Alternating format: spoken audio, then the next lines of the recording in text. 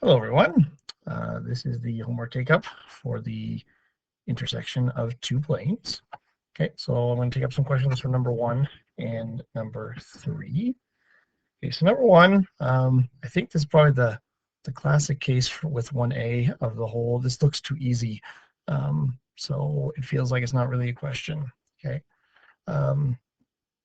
because in the second equation there is no x, right? So that work, that kind of first step we did in the note yesterday when we were solving, has already been done for us, right? There's nothing to eliminate. I'm down to 2 variables in one of my equations. So right away in this one, I can set z equal to t. Okay, so the first step is going to be let z equal t, and I'll start figuring out what my other parameters are going to look like. So I have y plus 2t minus 4 equals 0. So when I bring that over, my y parameter is going to be y equals 4 minus 2t. And now I'm going to figure out x. So I have x plus 5 times y, which is 4 minus 2t, minus 3z. And z is equal to t minus 8 equals 0. So 20 minus 10t minus 3t minus 8 equals 0. X. What I got there? I have a plus 12 and a minus 13t. Okay, so x equals negative 12 plus 13t. Okay, so my parameters are x is negative 12 plus 13t, y is 4 minus 2t, and z equals t. That was my first one. So that'll allow me to write the equation in the vector form. So my line is x, y, z equals negative 12, 4, and 0 plus t times 13, negative 2, and 1. Okay, and there's the vector form of that line. Okay, but I can certainly understand why that would throw somebody off. It's like, well, what do I do here? The x is already gone. But yeah, the weird thing about the system of 2 planes is you can't eliminate all the variables. You can only eliminate one. So because this was down to 2 variables, you can right away start solving for your parameters from there. Okay, next one is number 1C. Okay, so this time we've got all 3 variables in both, so we are set to start eliminating here. Okay, so if we stick with eliminating x, that means I'm going to want to multiply my second equation by 2. So I'm just going to write them out again here. I have 2x minus y plus z minus 22 equals 0. And then I multiply this one by 2. So 2x minus 22y plus 4z minus 16 is equal to 0. Okay, I'm set up for elimination now, so I'm going to subtract. Okay, my x's cancel. I have 21y minus 3z minus 6 equals 0. Okay, so now I'm going to get y by itself here. So 21y is equal to 6 minus 3z. Okay, So I'm going to do kind of multiple steps at once here. I'm dividing both sides by 21, and I'm noticing they're all divisible by 3, so I'm going to be able to reduce fractions. Okay, so I believe I'm going to get y equals 2/7 minus 1/7 z. Okay. Now that I have the y parameter, I can go back. Actually, I need to write that statement down. Hold on a second. So let z equal t. I want z be my parameter. So I've established that y is equal to 2/7 minus 1/7 t. Okay, now I need to pick one of my equations and solve for x. So the first one is a little easier. Just going to drag it down here so I can see it.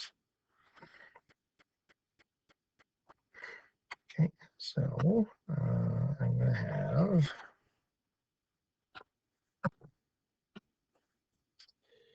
2x minus 2/7 minus 1/7 t plus t minus 22 equals 0.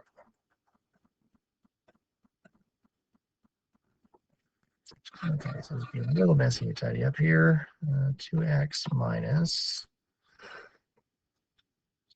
22 over 7. Or minus. Okay, so I have negative 156 over 7. And I'm going to have 1/7 plus 1. So plus 8/7 t equals 0. Okay. So 2x 156 over 7 minus 8 over 7t. So x equals half of that is 4/7 and half of 156.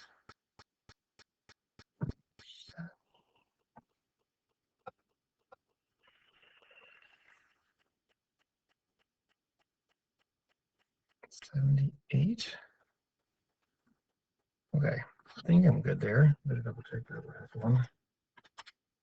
Okay, yeah. So that's my last parameter. Okay, so now that I have all 3 pieces of my parameter, I'm going to use that to write out the vector equation, right? There's my x parameter, my y parameter, and of course z is just equal to t. Okay, so let's start to write out the vector form here. So I have x, y, z is equal to, okay, let's see, I have 78 over 7, 2 over 7, and 0, plus t.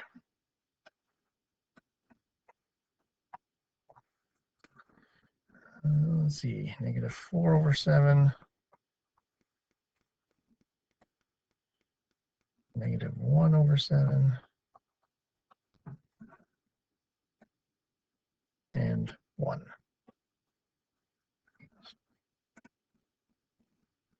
Okay, now, I just checked with the back of the book, and unfortunately, I noticed I made a small error, so I'm going to hopefully whip through this and fix it.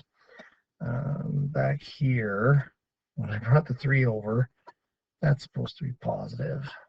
So this is positive, which means all of these are positive.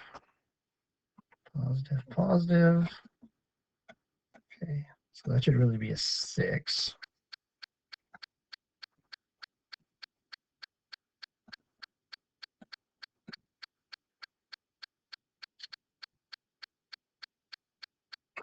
Okay, so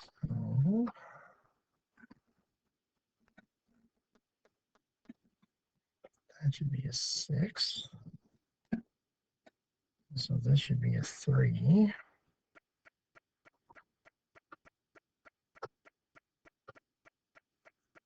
And down here, it's going to change a couple things.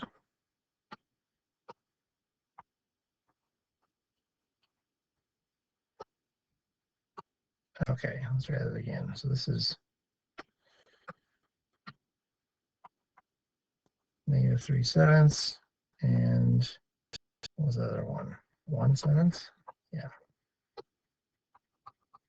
Okay, that looks a little bit better. Yes. Okay. Now, this is still different from what's in the back of the book because we decided to make this equation a little bit nicer. Okay. I can't do anything about the point. Okay, that has to keep the fractions. I can't adjust the position vector. Okay, but for the direction vector, okay, I can make it a little easier on myself by clearing out those fractions, right? So I'm going to multiply my direction vector by 7. Okay, and that will change this to plus t, 3, 1, and 7. Okay, which is the answer they have in the back of the book. So, I mean, you could argue that actually doesn't help you all that much because these two numbers are already in 7ths, so it might be easier just to leave those in 7ths. Okay, I don't really know, but that's how they got that answer in the back of the book. Okay, also note, if we had decided to, say, solve for a different parameter, like let's say at this step back here, and said like y to equal t, and solved it for z. Okay, by the time we got to the bottom here, the direction vector would have still been a scalar multiple, but this point could have been completely different, right? So just note there are different representations of this solution depending how you approach solving it. Okay, but if for the most part you stick to eliminate x and then solve for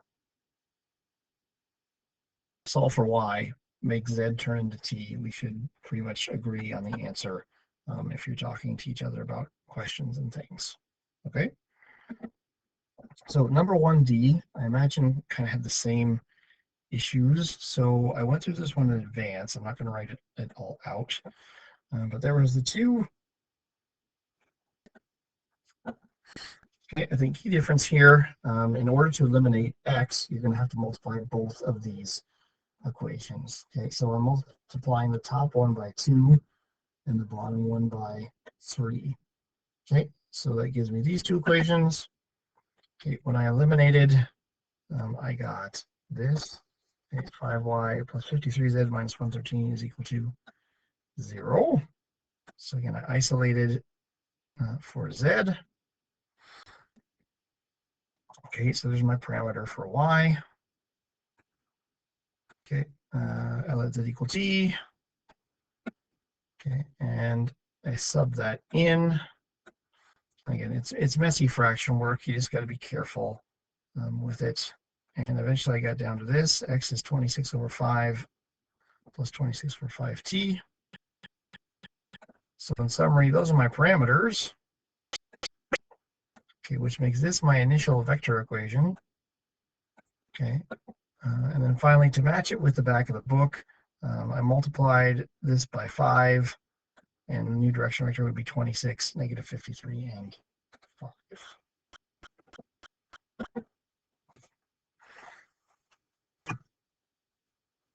Okay, other question, let's talk about number 3. Show the line xyz 10, 5, 16 plus t 0 and 5 is contained in each of these planes. Okay, and there's actually a couple ways you could do this, but the most straightforward way would be to plug in the equation of the line. Okay, so first I'll change it over to the parametric form. Right, so for my line, okay, this is x equals 10 plus 3t, y equals 5 plus t, and z is equal to,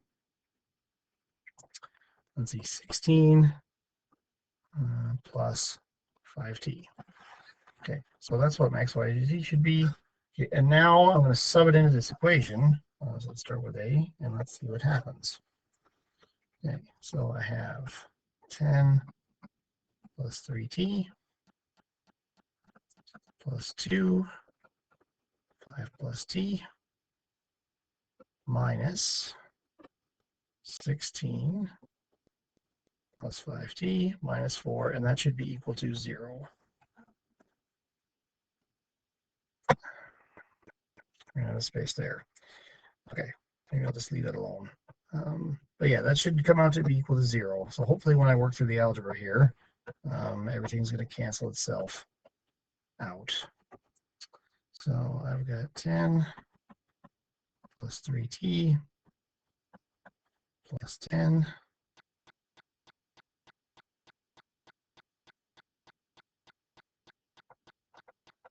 plus 2t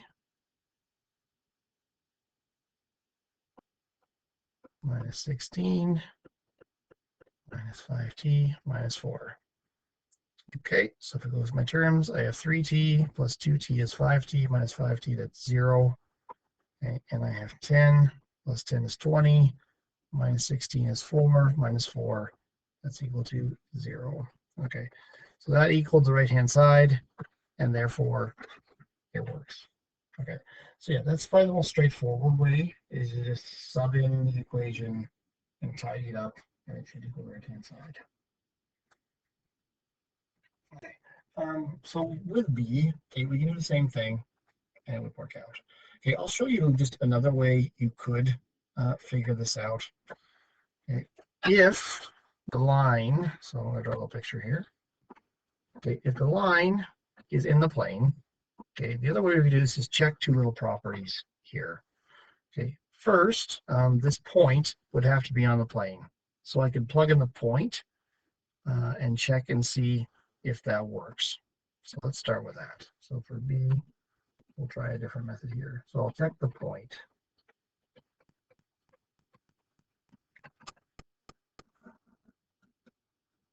So my equation was 9x minus 2y minus 5z. And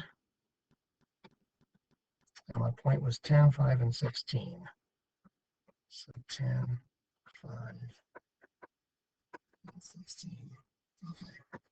So that gives me 90 minus 10 minus 80. So that equals 0. Okay. So that was supposed to equal 0. So the point is on the plane. I know for sure it's on the plane.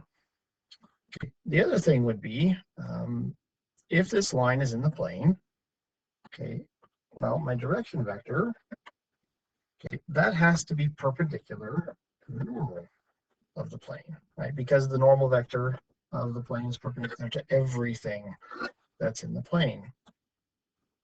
Okay, so I need to check if the direction vector, so check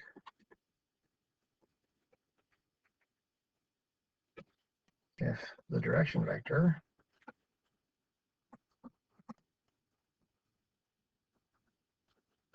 is perpendicular. That's what this is a shorthand for perpendicular, just drawing a little upside down T to the normal. Okay, that's horribly sloppy writing. I apologize for that. But yeah, so to check for perpendicular, we would do the dot product. Okay, so my normal was 9, -2, and -5. Okay. Okay, and I'm going to dot that with the direction vector, which is 3, 1, 5.